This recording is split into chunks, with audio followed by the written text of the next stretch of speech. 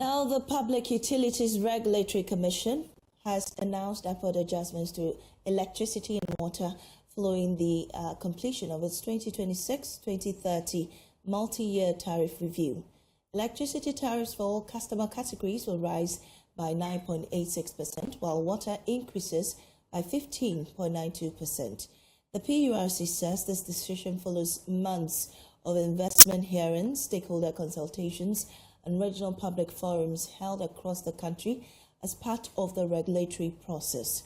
The Commission says the adjustment reflects the investment needs of power utilities, expected generation inputs, and macroeconomic indicators such as inflation, the CD-US dollar exchange rates, and the cost of natural gas. In studio with me is Lom Nuku Ahlija. He's lawyer and energy analyst. And we also have on the lines with me Stanley Martey. He's Director of Public Affairs at the Ghana Water Limited.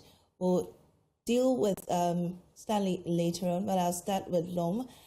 Good to have you in our studios this morning. For those who don't know Lom, let me just put it out there. He's my lecturer, and a very strict one at that sometimes, but it's all good. Anyway, it's good to have you. We got these announcements yesterday.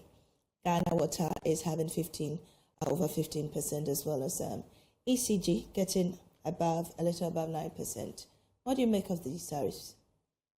Well, I think that these are quite reasonable, given the requests that the utilities themselves made. If you recall, as you mentioned, the PURC actually did lots of public consultations on this, regional as well as stakeholder engagements. And you could see from the proposals that were submitted by the utilities that based on their projected needs, they were actually requesting more. ECG, for example, was looking at tariff increments in the region of about 225%. That's significant, which in their view represents what they need in order to meet future investments and so on.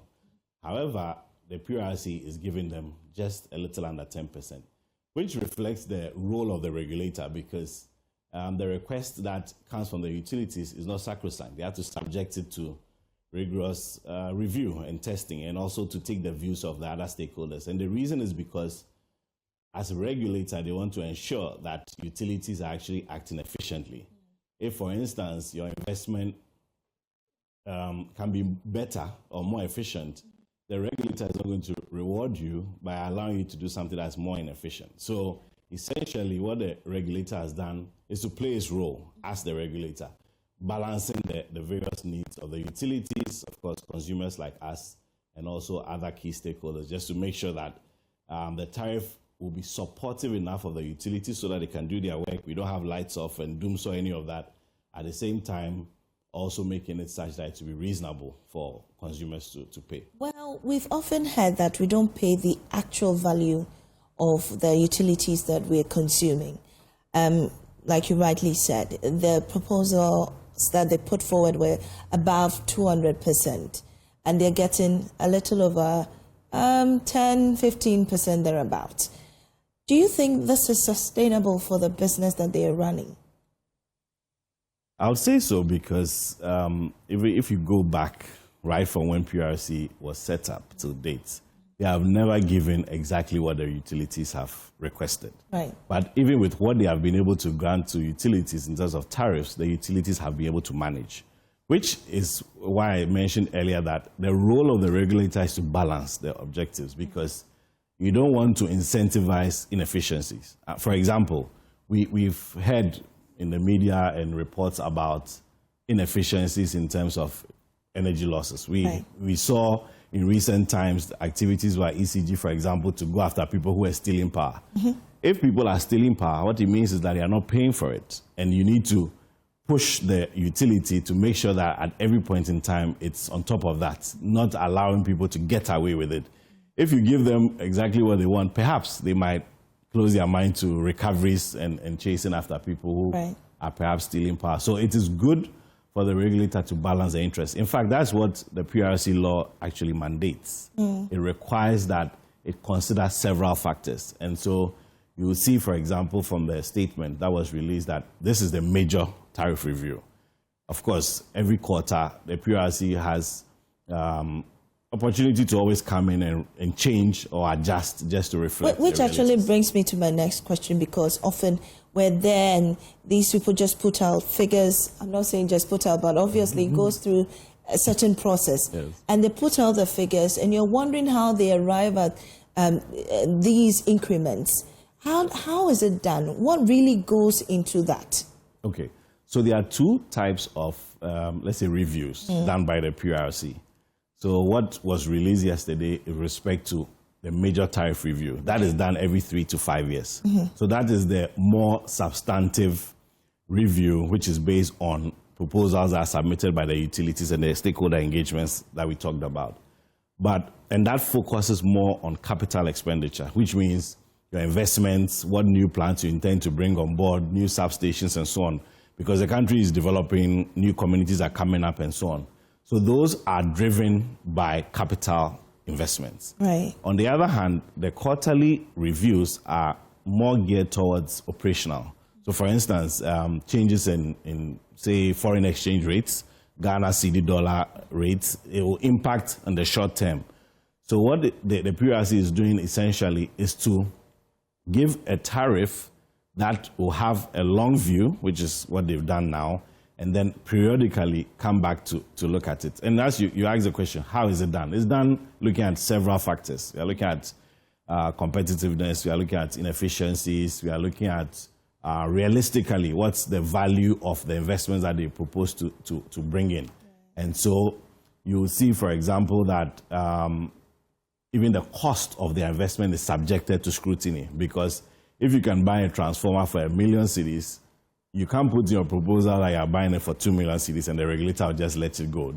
They are going to subject each cost item or each line item to some value for money analysis. Obviously, when they take views from the public and stakeholders, those stakeholders have peculiar concerns and they also bring them to bear. So the regulator's job is essentially to look at all of these, consider what's best and what will get the job done. And as I said, over the years, they have not necessarily given utilities what they requested, but the utilities are able to work. This. Why then do they keep going with such huge figures, knowing very well the regulator is going to slash it down? I'm very sure they also consider all these factors that you've just mentioned. Yes. So what really is the gap in there?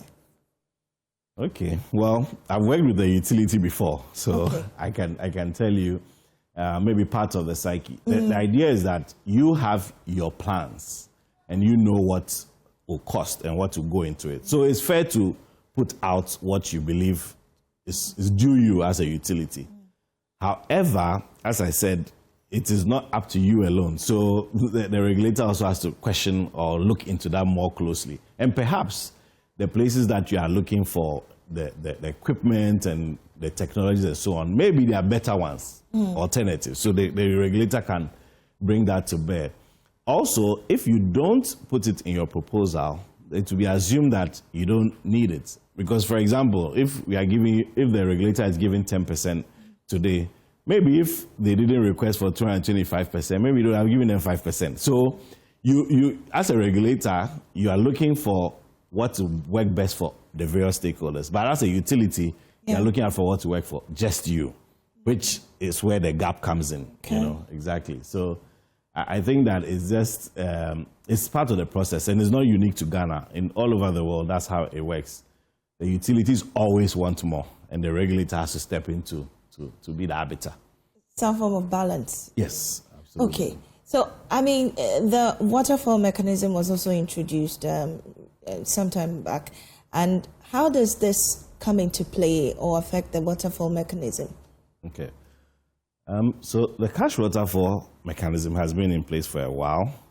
There's only been challenges with enforcing it. So the mechanism essentially, I'll say, is like a formula which determines how revenue collected by distribution companies, for example, are distributed to the various stakeholders. Because you know that ECG, for instance, has power purchase agreements with generating companies, VRA, BUI, the various independent power producers.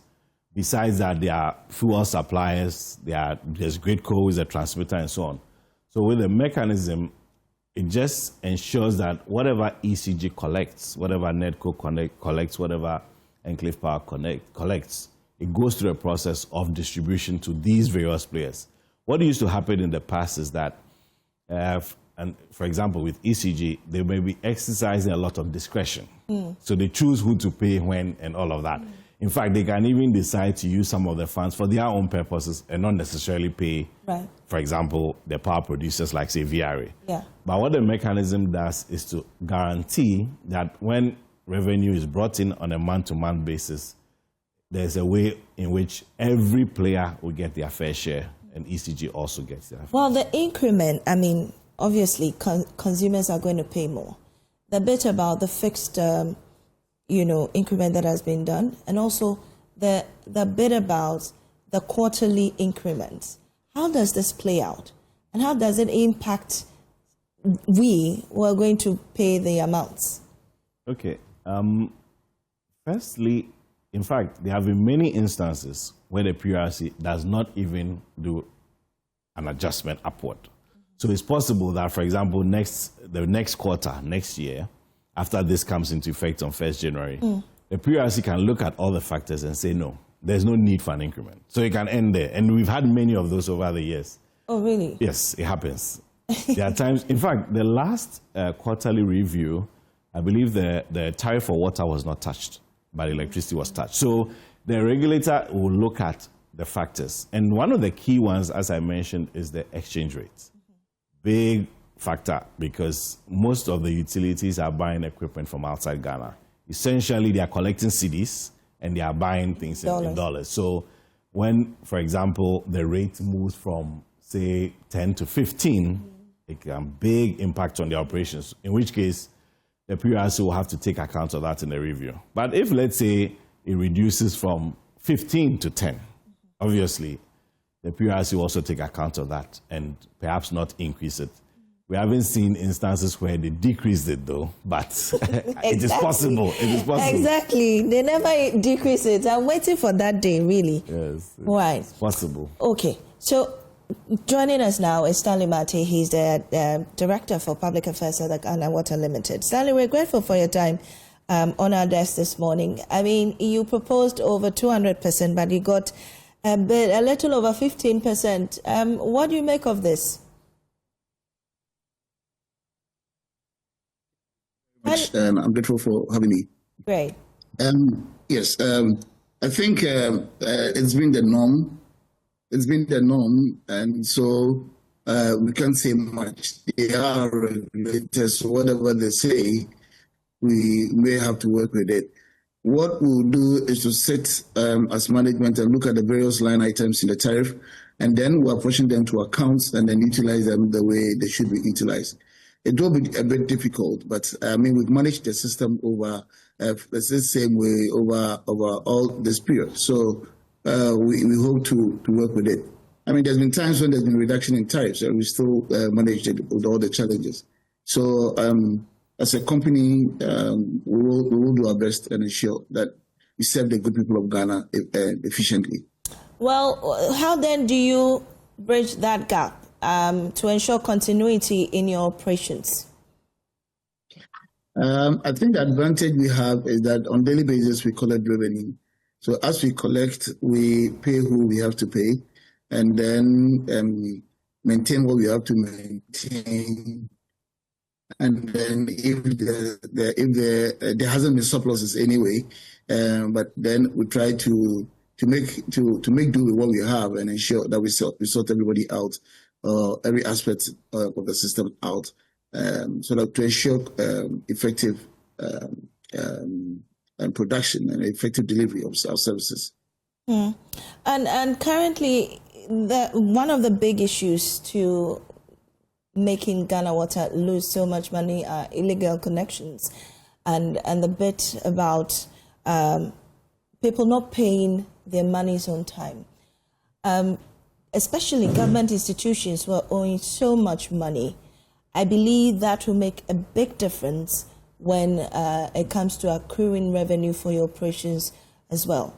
What is the plan to ensure that these revenues are brought into your coffers?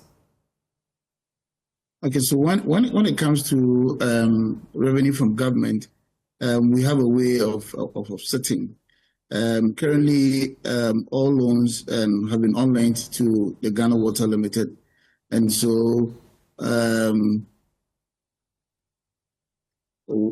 at government sometimes uses that to offset our indebtedness to government, or their indebtedness to us to offset our indebtedness to them and all that.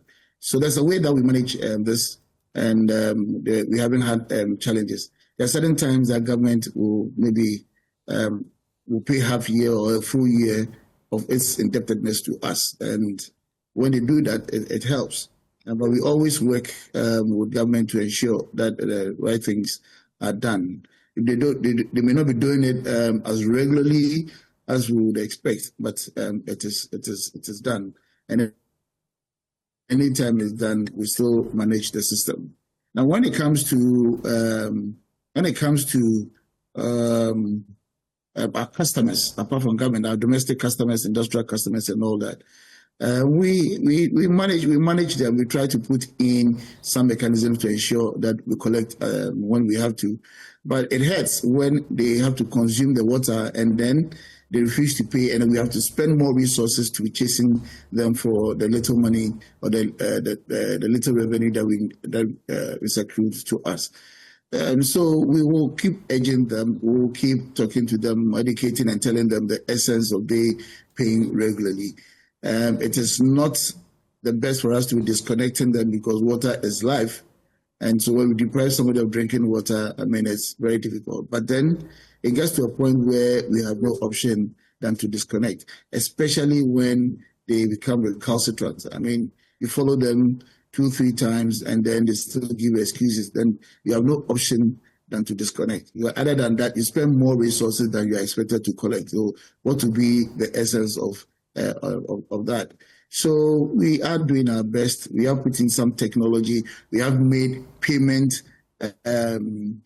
easy for all customers to pay. So in the comfort of your home, in the comfort of your office, you can pay. You can even pay on daily basis or weekly basis and all that. So everything that we have to do as a company to make things easy for our customers to pay, we are ensuring that is done. But we still have some recalcitrant people amongst us, and we expect that going forward, especially in the coming year, the brand new year, we expect that they'll be responsible enough to be settling their bills, other than making us chase them all around. Well, what is interesting is you're making it very easy for customers to pay monies, but it's not as easy getting water in our homes these days. It's very difficult to get water running through our taps all through in the week. So with this money you're collecting, how is service going to be reliable for customers or consumers who are always asked to pay more? Okay, so if we request for tariff of over 200% and we are giving 16%, in the first place, there's a flaw which affects our operations. But like I said initially, we still do our best to ensure that we serve the people to the best of our ability. Now, we have very old equipment, very old pipelines. We are unable to meet demand and all that. To enable us to meet demand, we need to expand. Now, the tariff is not enough to ensure that we are able to save some. And even if you have to go for loans, our balance sheet is such that we cannot even go for any facility to put up new treatment plants and all that. We have to rely on government. So I wouldn't want to share blames, but I think we all have ourselves to blame. I mean, customers and then civil society as a whole. I mean, with developed countries or with developed utilities, you realize that they do not get, they only make their revenue from the water that they consume, and it's because everybody is paying. We are putting all the mechanisms to make it easy for people to pay, but they are not paying. And then they come back to blame us. If you are not paying, how do we expand our facilities? How do we maintain our facilities to ensure that we serve our people the way we should? Now, look at the rate at which we are polluting our river bodies. And bear in mind, pollution is not just as a result of galamsey, but even our human activities. When people just dump in all manner of materials industrial effluent and all that into our river bodies, it affects us. It affects cost of production. You see, they pollute the water, and then it makes it very difficult for us to treat the water. So everybody must see himself as part of the challenge. And if we all have to put out very good attitudes, it will help us. If our river bodies are very clean, cost of production will be very low, and cost of what it will definitely impact on the tariff. And then we're comfortable, and then we can also have enough money to be expanding and not to rely only on government for such resources. So we have to continue with education. We have to continue with everything that we are doing, so that we ensure that our system is managed effectively. Well, thank you. And before you leave, congratulations, because you just won the PR Man of the Year. Can you tell us very briefly a little about that? Yeah, I'm grateful. Thank you very much. And it's nice to know that as you work, independent bodies are monitoring you and realizing your good works. And I appreciate the organizers. I appreciate the media and every institutional organization that is supporting our cause. I mean, we'll always be sincere and truthful and very open with our communications with the public, and we'll ensure that we work to the best of our ability. And I'm grateful that you are also recognizing and appreciating my effort. Thank you so much. Thank you too, and condolences on the loss of your mom. Thank you so much, Stanley, for joining us this morning. Thank you. Thank you. All right, so Lom, you heard there. I mean, some of the things you said, he, repeated them. But in a nutshell, what would you say? Are we efficiently running a good energy system, like the utilities? I mean, is Ghana doing things right?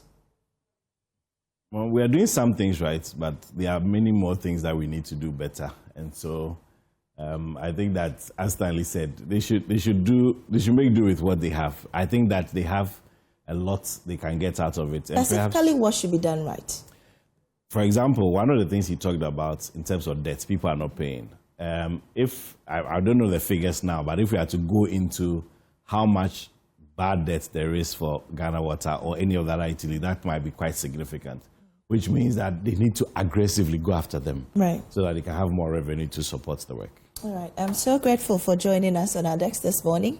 It's been a pleasure hosting you. Thank you very much. And Lom Nuku-Ahlija is a lawyer and an energy analyst. Well, away from that, chiefs in Agona Nyakon traditional area in the central region are asking government to take decisive measures against Galamsey, which has destroyed the Ayensu River. Years ago, the people fought illegal miners who tried to invade their land and save the Ayensu River. But today, Galamsey in there has turned that same river into mud, leaving more than 10 districts without clean water. Emmanuel Jivenu has more in today's episode of Dear Mahama, #Stop Galamsey. One guy was the one that we says, can go to no pet. Now, when you go to no penno, one if you won't. The Wuska were penny in the arsenal.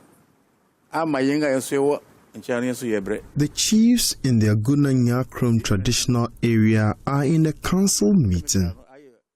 They are meeting because an old wound has been reopened.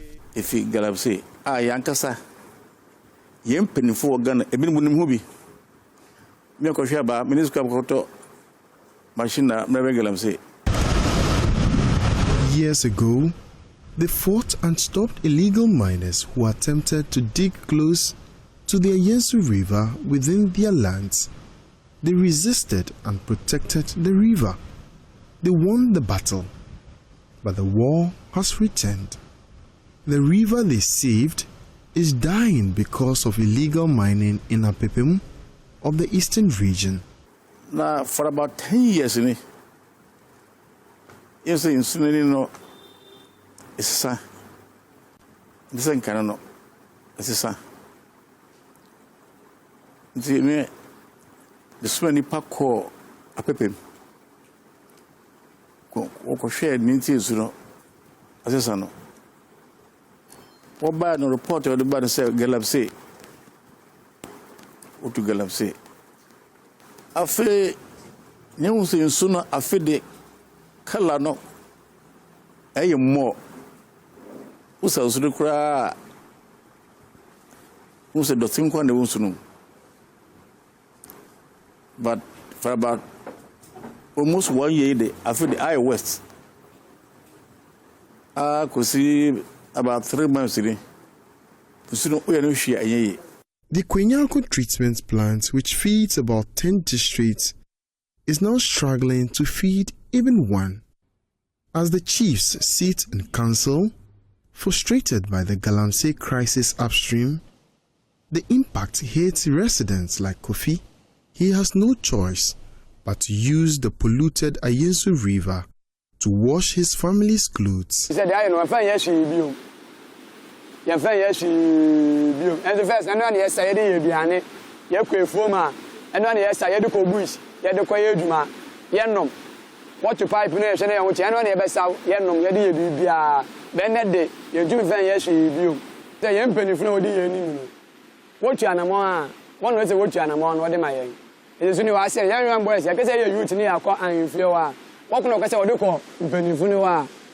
Yati by Siana was saying, my Siana is any assumed to me for Best you claim to me because I got the only a Kobe Manso. Yakoya answer about you. It's the Penifuna, what do you mean? And yes, sir, won't say one share my young, they see the bread. With the Ayensu River heavily polluted and the treatment plant failing, an equally polluted stream is now a source of water for many households. Children bathe in it. Mothers wash their babies in it. Families fetch it for cooking and drinking. This, a stream beside a mountain of refuse, is now their lifeline. Yes, you know, my son. Galamsey for my son. It's a dear share, and ye, pipe is our matum. Also, na machine. A fino, I say machine. Into a maziciano, or my stop. Anka your water west were hang, cadent nanka, young betraying. It's a yen sweet na say. Then you be able to my top pure water, intimate top pure water in Jolly. Into a young and a be used to. The cratchet, your problem. Into more summer. One country among the Nucrofo. Say you had a brepa. One was ye. Then and soon you have cried, what you are capable of reaching one. Yesterday, initially. Dear Mahama, the people who once defended the Ayensu River now watch it die at the hands of illegal miners they cannot confront. We are catching them. When we are from Mukanchi and Penfro Gunka, and I was my journal say, Yebre pa, and the woman, but Diana, Kuyako Damno, or maybe my young. Families are desperate. Children are exposed. Several districts are running out of clean water. Illegal mining is now more than an environmental issue. It is a threat to survival. Emmanuel Jivenu, JoyNews, Aguna Nyakron, Central Region.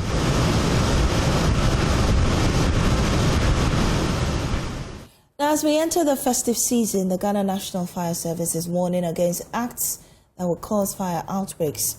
Let's learn more from Desmond Akwa, his Public Relations Officer for the Ghana National Fire Service, and he's with me in the studio. You're welcome, sir. Thank you for having me. Good to have you. In fact, you've been fighting quite a number of fires in the Greater Accra region, especially. Just recently in Dansoman, there was a fire outbreak where he lost a 12-year-old girl, I believe, 8-year-old girl in the market. How has it been this last quarter? What was the challenge? Well, so let me say a very good morning to your esteemed viewers, and then bring you special greetings from our #1 branch woman, our Chief Fire Officer, Daniela Into Sapon, who is doing amazing work just to keep the people of Ghana safe. If you look at the past few months, we've had to grapple with a number of fires, largely due to non-compliance to fire safety protocols. We've had to battle fires affecting factories, affecting commercial centers, and especially warehouses in Greater Accra region. And we are doing our best under the circumstances that we find ourselves just to prep the people on the need to ensure basic fire safety on the premises. So I believe that with the intensified efforts and with the professionalism and the commitment of our men, we'll be able to do more, and the public would also accept and receive our messages and then put them into practice. That is very important, because we have realized that firefighting is not just about procuring fire extinguisher to protect your premises. It is also about knowing how it is utilized. It is contracting competent or professional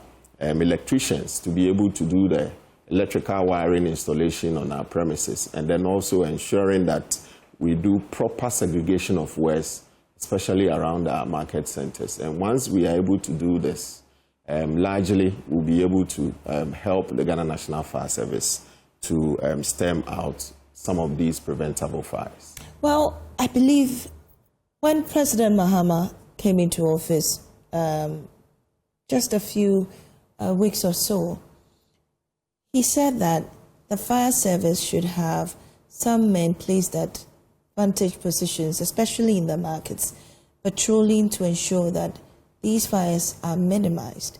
What has become of that directive? Well, so since the beginning of the year, around January 2nd, where we had the Kantamanto fire, the chief fire officer had to direct every regional fire commander to deploy some men, of which we did and we have been doing till now. The challenge is that we still have not been able to secure some spaces, especially where we're looking for at least one room office accommodation just to house our men who would go into such a market. And the challenge has always been with a makeshift market where the congestion, the population is so huge that they barely have space to even accommodate some of our men. Even notwithstanding, we still deploy some of our men to go there during the daytime to be able to engage the traders. And then also we have succeeded in targeting the traders at worship centers. We know our mothers who normally go to the market during the weekdays are quite busy, and therefore when you want to engage them for longer periods, you will not get the attention. So during the association meetings, during the church services, we go to them and then we propagate the message of fire safety. And I believe that is what has culminated in the prevention of large-scale market fires, especially this year, even though we've had a number of cases regarding our commercial centers, but the scale, the destruction has, to a larger extent, been reduced because of our constant engagement. What we have also succeeded in doing further is to kind of engage the security men within this market space to be able to deal or handle properly and effectively how to use fire extinguishers, because we know that most of these fires do occur in the wee hours of the night where people are at home or resting. And these therefore, markets, do they even have fire extinguishers? Yes, some of them have been made to procure. For now, if you go to even Kantamanto, where it was gutted, they have enough fire extinguishers. We have made them to create what we call a fire point, where they have assembled all the fire extinguishers there. So if there is any fire, they know where it is, they know how to get them, and more importantly, know how to effectively deploy them. But we have to be able to get to all the markets and to ensure that that kind of training is meted out or given to the security men, of which we are doing. You said earlier that people are not adhering to fire safety regulations, and so we are in the festive season where there's going to be so many parties, there are going to be a lot of festive activities, and we are hoping that there will not be even a single fire incident recorded. But in the midst of these celebrations, what should people look out for? Besides, interacting with people, what should we look out for to ensure that there are no fire incidents? Well, so let me allay the fears of the good people of this country.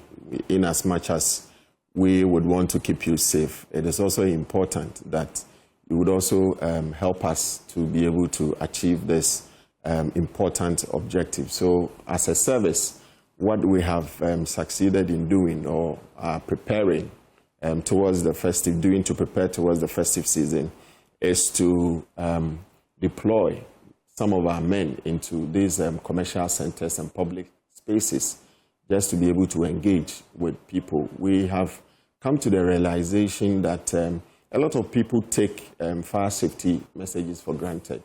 They are only waking up from their slumber when the unfortunate incident happens to them, and they come to reality that fire is a good servant, but when you don't put your house in order, it can become a bad master. And therefore, the good people of this country should be expectant of our beautiful young ladies and young men who would come to your premises to educate you on the need to These premises, they include homes? Yes, because the challenge that we have is our homes. I normally ask myself, what at all are we doing in our homes that is creating this fire condition? Is it that we are not ensuring that we keep our naked materials, such as lit candles, mosquito coils, and then also lighters in very safe places? Are we leaving them in the hands of our kids and all that? Are we not taking proper care of our gas cylinders and stove?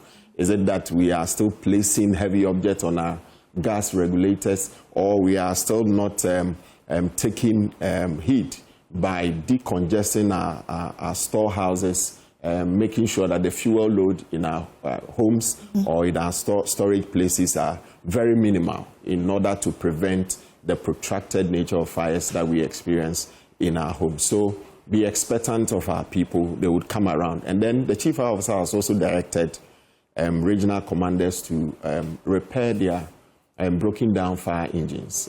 For the past 4 years or so, we have been, they been given making noise. Money to repair them? Oh, the issue is that the situation, we are using our meager resources to put back these faulty fire engines back on the road, just to be able to serve the good people of this country. Right. So that is a commitment on our part, and we will do just that, such that when there is any fire-related emergency, we wouldn't have any issues. Because, for instance, these days, when there is any fire, we are able to marshal as many as 8, 9 fire engines. It tells you how prepared we are, even within the circumstances that we find ourselves. Well, it's good too, because congratulations, your response time has also improved. I mean, considering what happened at the Danceman fire, you got there, I understand, within 2 minutes. It's just a stone throw. So the allegation that we don't come early and all that, even though there are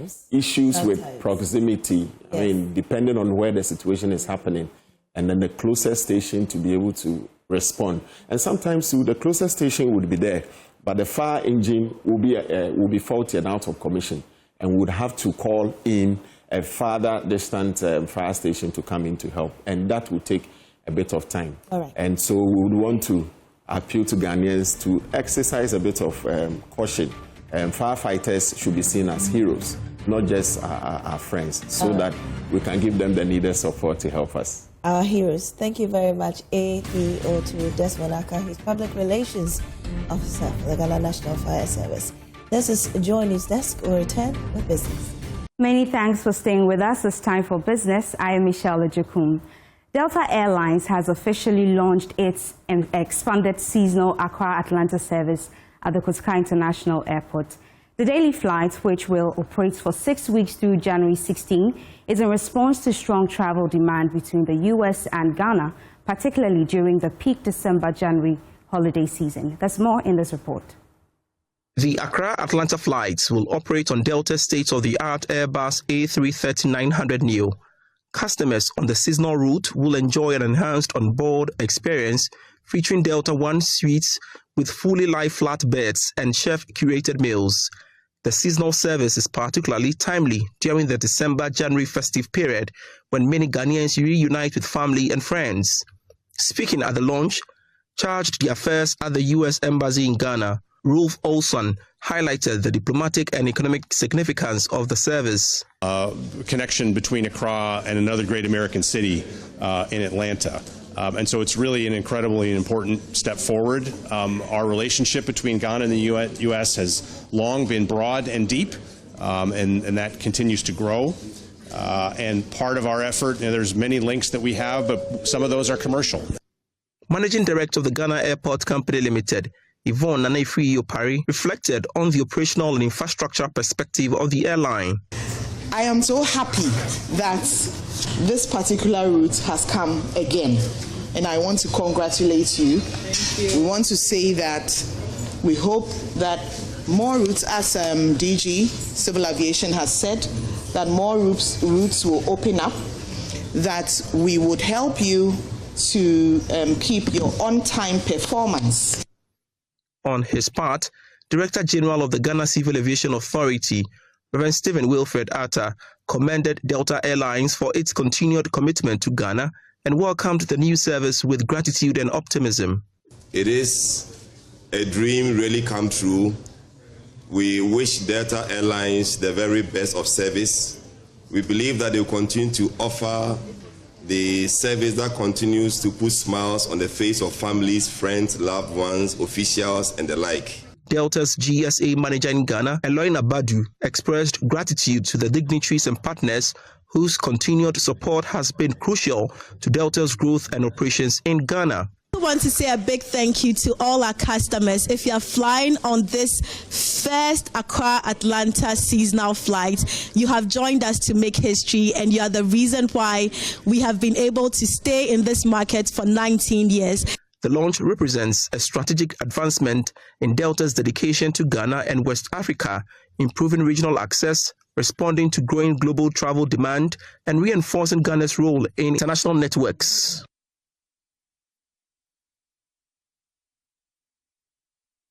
Also, a new wave of technology-driven insurance solution is entering Ghana's market as MPO takes over operations of Metropolitan Life, promising enhanced digital services and stronger support for the country's large informal sector.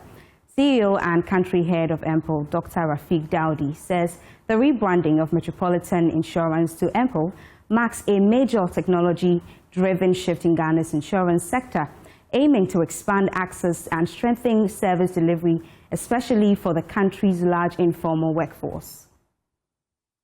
Technology-driven insurance company focused on simplifying insurance processes and expanding access across Ghana says it is rolling out a suite of digital solutions designed to simplify insurance processes, expand access, and improve customer convenience. Chief Executive Dr. Rafiq Daudi explains that with nearly 80% of Ghana's workforce operating in the informal sector, technology will play a crucial role in bridging service gaps, boosting insurance uptake, and delivering faster claims processing. Everything about our company, our business, our products, our services, and everything.